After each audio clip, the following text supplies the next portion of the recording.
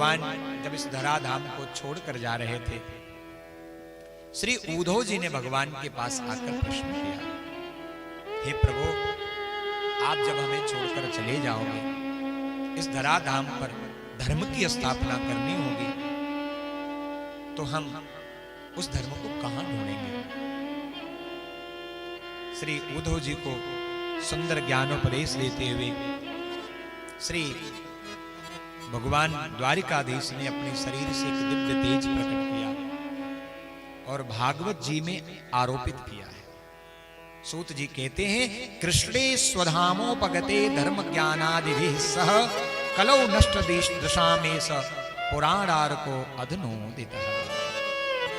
इस दिव्य महापुराण भागवत महापुराण में अपने शरीर से एक दिव्य तेज प्रकट करके आरोपित कर दिया, और उस तेज के आरोपित होते ही यह जो पुराण था, इसका नाम हुआ इदं पुराणं ब्रह्म संहितम। यह पुराण ब्रह्म सम्मत पुराण, जिसमें स्वयं ठाकुर जी विराजमान, और इसीलिए तेने अयं वांगमयी मूर्ति प्रत्यक्षा वर्तते हरे। यह और कोई ग्रंथ नहीं है महाराज, तेने अयं वांगमयी, यह भगवान का शब्दमय विग्रह है। किसी ने पाषाण की मूर्ति बनाई, किसी ने काष्ठ की मूर्ति बनाई, किसी ने स्वर्ण की मूर्ति बनाई, किसी ने चित्र की मूर्ति बनाई। व्यास जी ने सोचा, ऐसे मूर्तियों को तो अलग अलग स्थानों पर स्थापित किया जाता है, ऐसा विग्रह मैं बनाऊं जो जीवों के हृदय में स्थापित हो सके। तो श्री व्यास जी महाराज ने न काष्ठ का विग्रह बनाया, न धातु का विग्रह बनाया, न पाषाण का विग्रह बनाया। श्री व्यास जी ने शब्द का विग्रह बनाया, भागवत महापुराण के रूप में, जो भक्तों के हृदय में स्थापित है। बोलो भागवत भगवान की जय। ऋषियों ने कहा, महाराज, अगर इस महापुराण में स्वयं भगवान शब्द शब्द में, अक्षर अक्षर में निहित हैं, तो कृपा करके हमको भागवत की कथा सुनाइए। यह भागवत की कथा कब बनी, किसने बनाई, कैसे बनाई, और इस भागवत की कथा का कैसे निरूपण हुआ।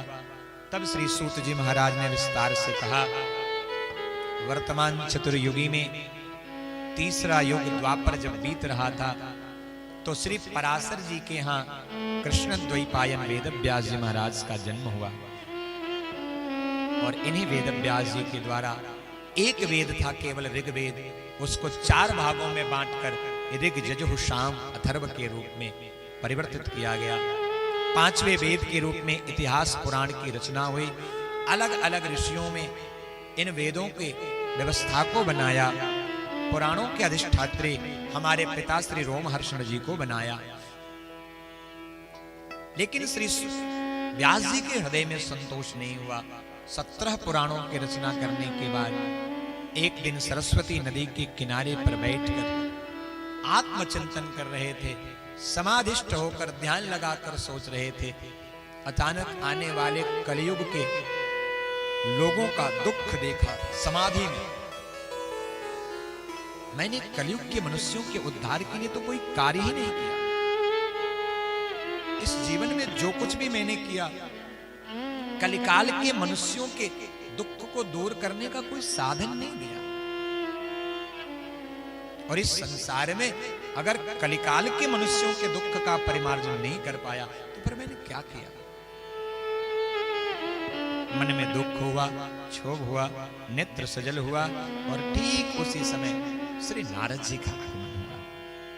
नारद जी को देखे आनंदित हुए, पादर्घ देकर बिठाया।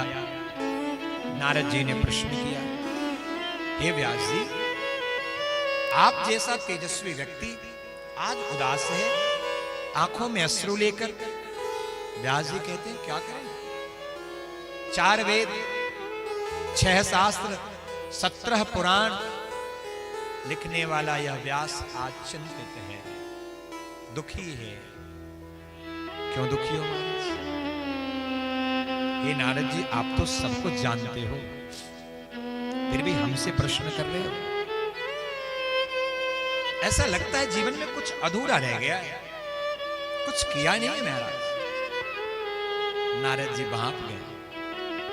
श्री नारद जी ने निवेदन किया, यथा धर्मादयश्चार्था मुनिवर्यानुकीर्तता न तथा वासुदेवस्य महिमा ह्यनुवर्णितः। हे व्यास जी, जिस प्रकार से आपने अन्य पुराणों के धर्मों की रचना की है, लेकिन उसमें कुछ अधूरा रह गया है। क्या? बोले भगवान श्री कृष्ण के सुंदर गुणानुवाद की चर्चा आपने किसी में नहीं की। और यही कारण है कि भगवान की रचना के बिना, भगवान के सुंदर गुणगान के बिना तो यह जीवन बेकार है। नारद जी कहते हैं, जिस जिह्वा से प्रभु नाम का उच्चारण न हो वो जिह्वा व्यर्थ है। जिस वाणी में ब्रह्म का उच्चारण न हो वो शब्द, वो वाणी व्यर्थ है। हे व्यास जी, इतनी बड़ी रचना करने के बाद भी आपकी कृति अधूरी है।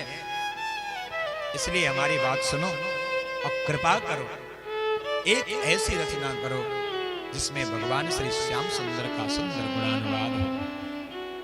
और देखो, अगर आप अपने जीवन में ऐसा कार्य करोगे तो दुख के बादल छट जाएंगे, आपके जीवन में सुख का आगमन हो जाएगा।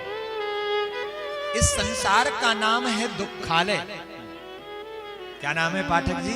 दुखालय। आप सभी ने देखा होगा, कहीं लिखा होता है पुस्तकालय, औषधालय, भोजनालय, विद्यालय। तो जिसमें भोजनालय लिखा है उसमें भोजन ही तो मिलेगा, और जहां विद्यालय लिखा है वहां विद्या मिलेगा। अब भोजनालय में विद्या ढूंढोगे तो नहीं मिलेगा, और विद्यालय में भोजन ढूंढोगे तो नहीं मिलेगा। वैसे ही यह संसार दुखालय है, और इस दुखालय में सुख ढूंढोगे तो नहीं मिलेगा। श्री व्यास जी को नारद जी समझा रहे हैं, हे नारद व्यास जी, इस संसार में कहीं सुख नहीं है। सुख तो एक परमात्मा के भजन में है।